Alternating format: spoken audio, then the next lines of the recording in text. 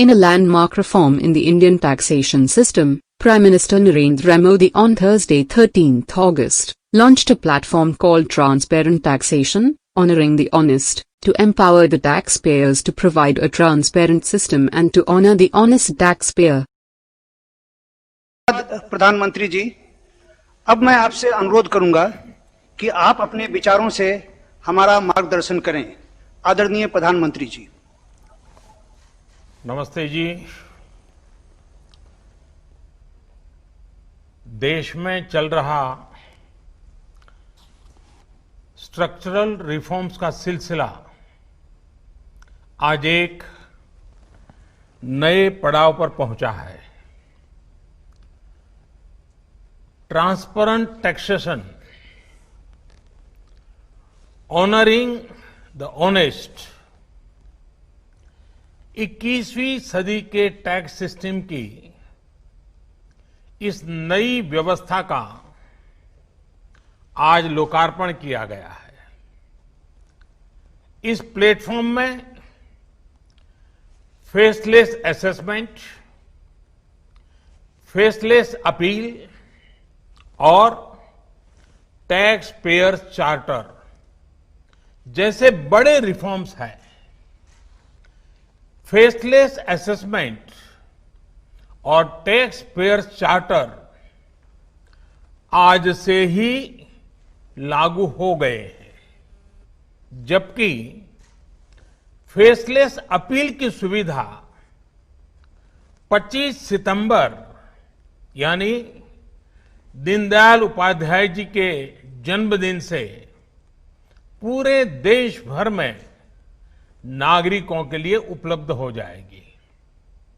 अब tax system भले ही faceless हो रहा है, लेकिन टैक्स पेयर को ये फेयरनेस और फियरलेसनेस का विश्वास देने वाला है। ये सभी टैक्स पेयर्स को इस महत्वपूर्ण तोहफे के लिए मैं बहुत बहुत बधाई देता हूं और इनकम टैक्स विभाग के सभी अधिकारियों को, हर छोटे मोटे कर्मचारी को भी बहुत बहुत शुभकामनाएं देता हूं। साथियों, बीते 6 वर्ष में हमारा फोकस रहा है banking the unbanked, securing the unsecured और फंडिंग द अनफंडेड। आज एक तरह से एक नई यात्रा शुरू हो रही है। ऑनरिंग द ऑनेस्ट, ईमानदार का सम्मान। देश का ईमानदार टैक्स पेयर राष्ट्र निर्माण में बहुत बड़ी भूमिका निभाता है। जब देश के ईमानदार टैक्स पेयर का जीवन आसान बनता है, वो आगे बढ़ता है, तो देश का भी विकास होता है, देश भी आगे बढ़ता है। साथियों, आज से शुरू हो रही नई व्यवस्थाएं, नई सुविधाएं, मिनिमम गवर्नमेंट, मैक्सिमम गवर्नेंस, इसके प्रति हमारी प्रतिबद्धता को और मजबूत करती है। ये देशवासियों के जीवन से सरकार को, सरकार के दखल को कम करने की दिशा में भी एक बड़ा कदम है। साथियों, आज हर नियम कानून को, हर पॉलिसी को प्रोसेस और पावर सेंट्रिक अप्रोच से बाहर निकालकर उसको पीपल सेंट्रिक और पब्लिक फ्रेंडली बनाने पर बल दिया जा रहा है। ये नए भारत के नए गवर्नेंस मॉडल का प्रयोग है और इसके सुखद परिणाम भी देश को मिल रहे हैं। आज हर किसी को ये एहसास हुआ है कि शॉर्टकट्स ठीक नहीं है। और हमारे यहां तो रेलवे स्टेशन पे लिखा जाता है, shortcut will you cut you short. गलत तौर तरीके अपनाना सही नहीं है। वो दौर अब पीछे चला गया है। अब देश में माहौल इस ओर आगे बढ़ रहा है कि कर्तव्य भाव को सर्वोपरि रखते हुए सारे काम होने चाहिए। सवाल यह है कि ये बदलाव आखिर कैसे आ रहा है? क्या ये सिर्फ सख्ती से आया है? क्या ये सिर्फ सजा देने से आया है? जी नहीं, बिल्कुल नहीं। इसके अगर मोटे मोटे तौर पर मैं कहूं तो 4 बड़े कारण हैं। पहला, पॉलिसी ड्रिवन गवर्नेंस। जब पॉलिसी स्पष्ट होती है तो ग्रे एरियाज मिनिमम हो जाते हैं और इस कारण व्यापार में, बिजनेस में और सरकार के और निर्णयों में भी डिस्क्रिशन की गुंजाइश कम हो जाती है। दूसरा, सामान्य जन की ईमानदारी पर विश्वास। तीसरा, सरकारी सिस्टम में ह्यूमन इंटरफेस को सीमित करके टेक्नोलॉजी का बड़े स्तर पर उपयोग। आज सरकारी खरीद हो, सरकारी टेंडर हो या सरकारी सेवाओं की डिलीवरी, सब जगह टैग इंटरफेस सर्विस दे रहे हैं।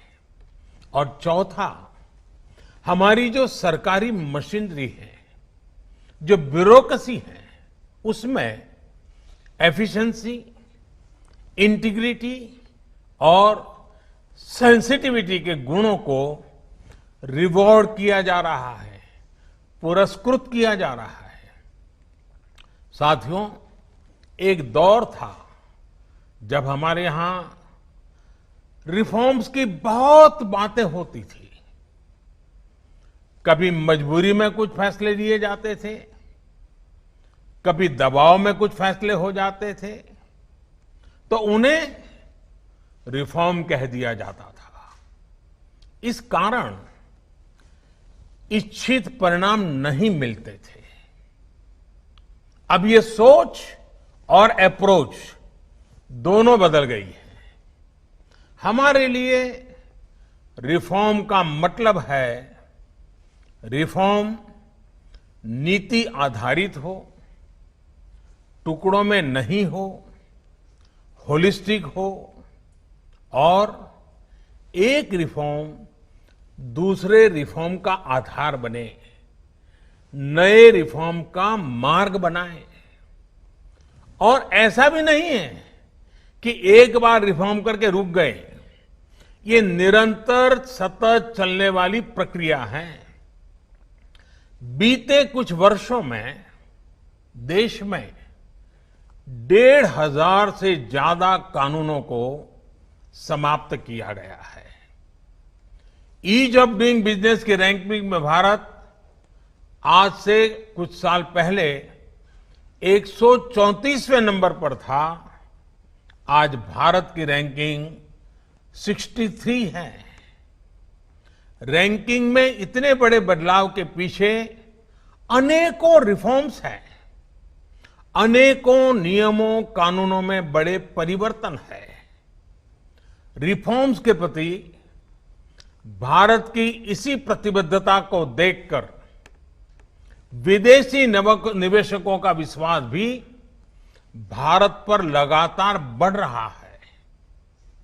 कोरोना के इस संकट के समय भी भारत में रिकॉर्ड एफडीआई का आना इसी का उदाहरण है। साथियों, भारत के टैक्स सिस्टम में फंडामेंटल और स्ट्रक्चरल रिफॉर्म्स की जरूरत इसलिए थी क्योंकि हमारा आज का ये सिस्टम गुलामी के कालखंड में बना और फिर धीरे धीरे इवॉल्व हुआ। आजादी के बाद इसमें यहां वहां थोड़े बहुत परिवर्तन किए गए, लेकिन लार्जली सिस्टम का कैरेक्टर, उसकी चाल चलन वही रहा। परिणाम यह हुआ कि जो टैक्स पेयर राष्ट्र निर्माण का एक मजबूत पिलर है, जो देश को गरीबी से बाहर निकालने के लिए योगदान दे रहा है, उसको कटघरे में खड़ा किया जाने लगा। इनकम टैक्स का नोटिस फरमान की तरह बन गया। देश के साथ छल करने वाले कुछ मुट्ठी भर लोगों की पहचान के लिए बहुत से लोगों को अनावश्यक परेशानी से गुजरना पड़ा। कहां तो टैक्स देने वालों की संख्या में गर्व के साथ विस्तार होना चाहिए था और कहां गठजोड़ की, साठगांठ की व्यवस्था बन गई। इस विसंगति के बीच ब्लैक और व्हाइट का उद्योग भी फलता फूलता गया। इस व्यवस्था ने ईमानदारी से व्यापार कारोबार करने वालों को, रोजगार देने वालों को और देश की युवा शक्ति की आकांक्षाओं को प्रोत्साहित करने के बजाय कुचलने का काम किया। साथियों, जहां कॉम्प्लेक्सिटी होती है, वहां कंप्लायंस भी मुश्किल होता है। कम से कम कानून हो, जो कानून हो वो बहुत स्पष्ट हो, तो टैक्स पेयर भी खुश रहता है और देश खुशहाल होता है। बीते कुछ समय से यही काम करने की दिशा में एक के बाद एक कदम उठाए जा रहे हैं। अब जैसे दर्जनों टैक्सेस की जगह जीएसटी आ गया, रिटर्न से लेकर रिफंड की व्यवस्था को पूरी तरह से ऑनलाइन किया गया। जो नया स्लैब सिस्टम आया है, उसमें बेवजह के कागजों और दस्तावेजों को जुटाने की मजबूरी से मुक्ति मिल गई है। यही नहीं, पहले 10 लाख रुपए से ऊपर के विवादों को लेकर सरकार हाई कोर्ट और सुप्रीम कोर्ट पहुंच जाती थी। अब हाई कोर्ट में 1 करोड़ रुपए तक के और सुप्रीम कोर्ट में 2 करोड़ रुपए तक के केस की सीमा तय की गई है। विवाद से विश्वास जैसी योजना से कोशिश ये है कि ज्यादातर मामले कोर्ट से बाहर ही सुलझ जाए। इसी का नतीजा है कि बहुत कम समय में ही करीब 3 लाख मामलों को सुलझाया जा चुका है। साथियों, प्रक्रियाओं की जटिलताओं के साथ साथ देश में टैक्स भी कम किया गया है। 5 लाख रुपए की आय पर अब टैक्स 0 है। बाकी स्लैब में भी टैक्स कम हुआ है। कॉरपोरेट टैक्स के मामले में हम दुनिया में सबसे कम टैक्स लेने वाले देशों में से एक हैं। साथियों, कोशिश ये है कि हमारी टैक्स प्रणाली सीमलेस हो, पेनलेस हो, फेसलेस हो। सीमलेस यानी टैक्स एडमिनिस्ट्रेशन हर टैक्स पेयर को उलझाने के बजाय समस्या को सुलझाने के लिए काम करे। पेनलेस यानी टेक्नोलॉजी से लेकर रूल्स तक सब कुछ सिंपल हो। फेसलेस यानी टैक्स पेयर कौन है और टैक्स ऑफिसर कौन है, इससे मतलब ही नहीं होना चाहिए। आज से लागू होने वाले ये रिफॉर्म्स इसी सोच को आगे बढ़ाने वाले हैं।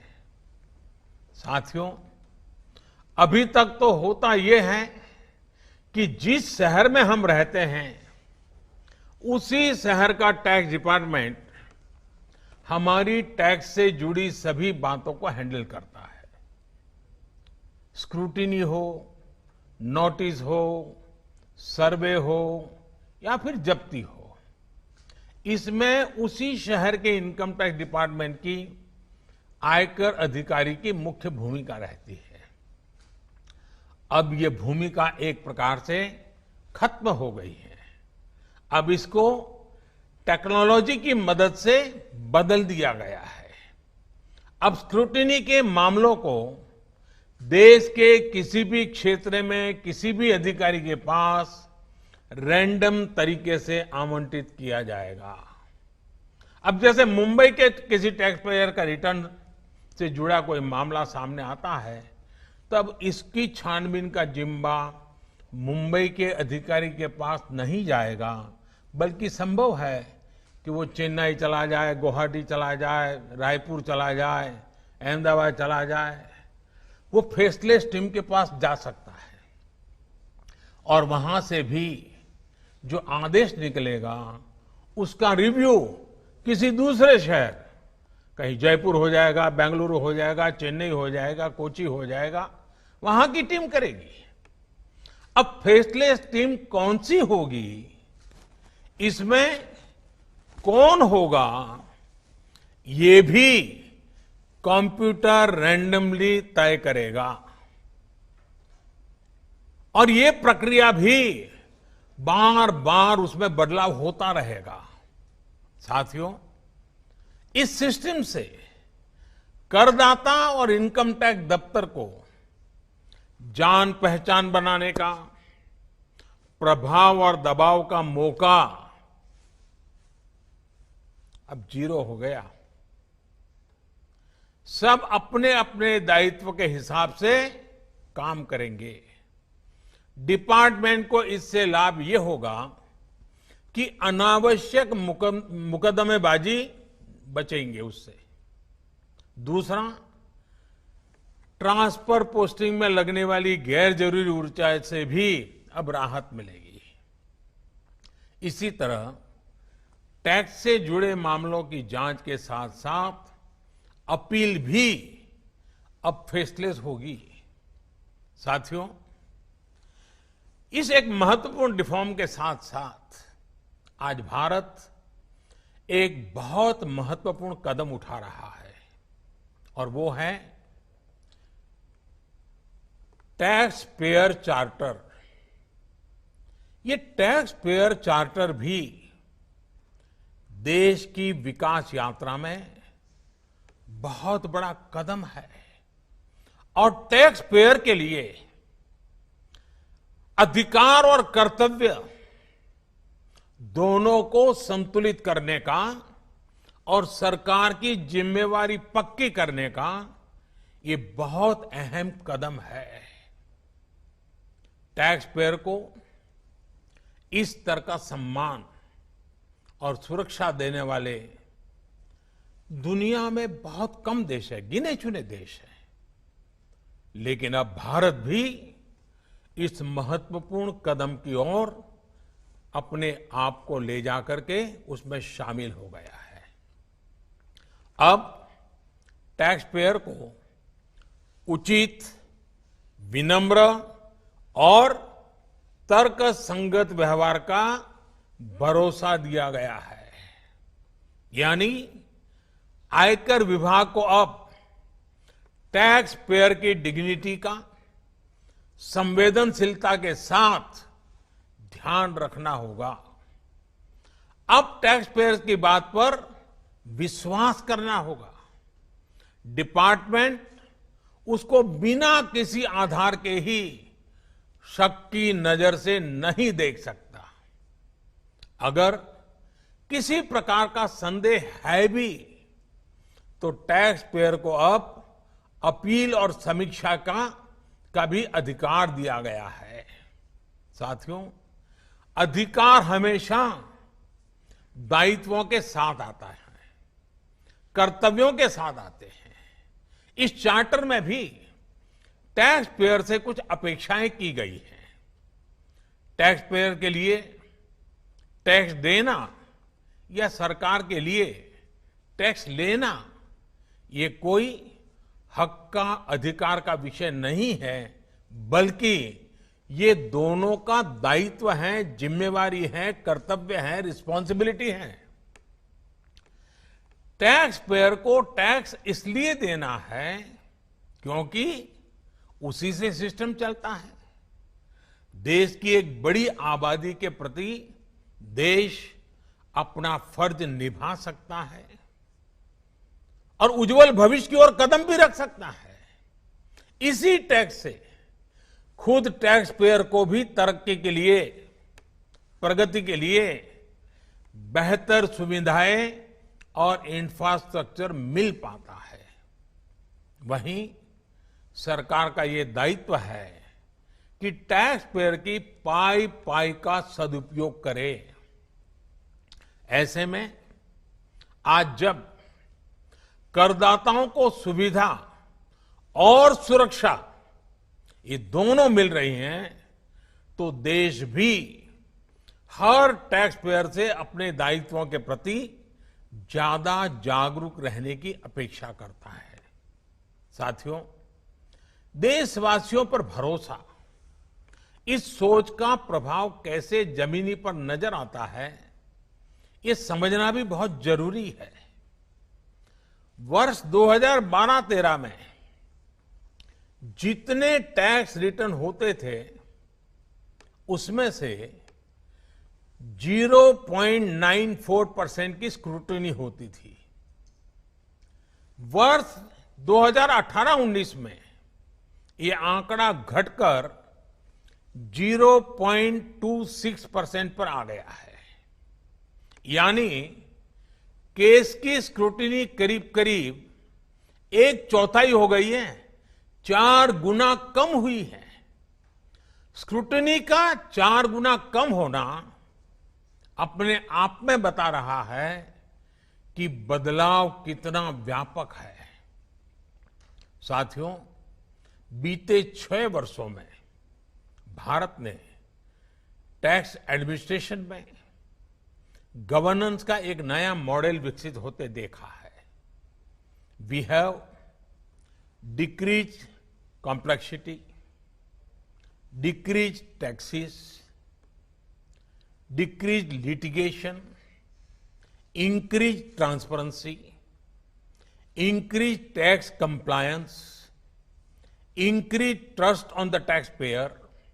साथियों, इन सारे प्रयासों के बीच बीते 6-7 साल में इनकम टैक्स रिटर्न भरने वालों की संख्या में करीब 2.5 करोड़ की वृद्धि हुई है।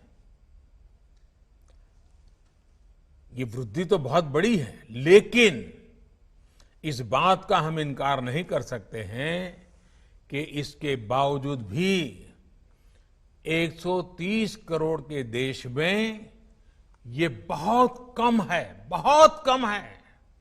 इतने बड़े देश में सिर्फ 130 करोड़ में से 1.5 करोड़ साथी ही इनकम टैक्स जमा करते हैं। 130 करोड़ में 1.5 करोड़।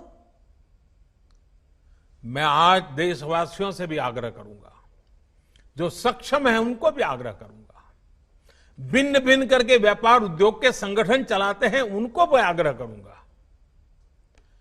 इस पर हम सबको चिंतन करने की जरूरत है, देश को आत्मचिंतन करना होगा और ये हमारा आत्मचिंतन ही आत्मनिर्भर भारत के लिए आवश्यक है, अनिवार्य है।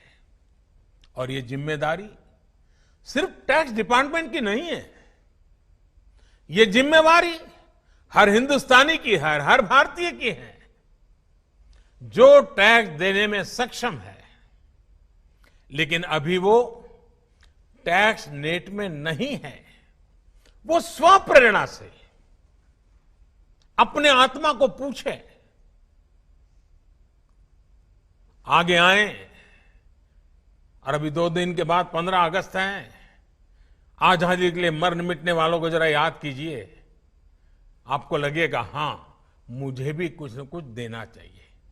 आइए विश्वास के, अधिकारों के, दायित्वों के इस महत्वपूर्ण भावना का सम्मान करते हुए, इस प्लेटफॉर्म का सम्मान करते हुए नए भारत, आत्मनिर्भर भारत के संकल्प को सिद्ध करें। एक बार फिर देश के वर्तमान और भावी ईमानदार टैक्स पेयर को बहुत बहुत बधाई देता हूं, शुभकामनाएं देता हूं। और ये पहल, ये बहुत बड़ा फैसला लिया गया है। इनकम टैक्स के अधिकारियों को भी जितनी बधाई दे उतनी कम है। हर टैक्स पेयर ने इनकम टैक्स अधिकारियों को भी बधाई देनी चाहिए, क्योंकि एक प्रकार से उन्होंने अपने आप पर बंधन डाले हैं, अपने खुद की ताकत को, अपने अधिकारों को उन्होंने खुद ने काटा है। अगर इनकम टैक्स डिपार्टमेंट के अधिकारी इस प्रकार से आगे आते हैं तो किसको गर्व नहीं होगा? हर देशवासी को गर्व होना चाहिए। और पहले के जमाने में शायद टैक्स के कारण कुछ समस्याएं होगी, लोगों ने टैक्स देने के रास्ते पर जाना पसंद नहीं किया होगा। अब जो रास्ता बना है वो टैक्स देने की तरफ जाने का आकर्षक रास्ता बना है। और इसलिए आइए भव्य भारत के निर्माण के लिए इस व्यवस्था का लाभ भी उठाएं और इस व्यवस्था को जोड़ने के लिए आगे भी आए। मैं फिर एक बार आप सबका बहुत बहुत धन्यवाद करता हूं, अनेक अनेक शुभकामनाएं देता हूं। निर्मला जी और उनकी पूरी टीम को भी मैं बहुत धन्यवाद करता हूं कि एक के बाद एक देश के उज्जवल भविष्य के लिए लंबे अरसे तक प्रभाव पैदा करने वाले अनेक सकारात्मक निर्णयों का नेतृत्व कर रहे हैं। मैं फिर एक बार सबको बधाई देता हूं, सबका धन्यवाद करता हूं।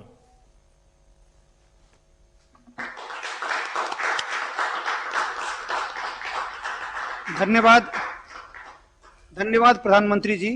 इस कार्यक्रम के अंत में हम आपका, आदरणीय वित्त मंत्री जी का, वित्त राज्य मंत्री जी का और सभी का आभार प्रकट करते हैं। धन्यवाद।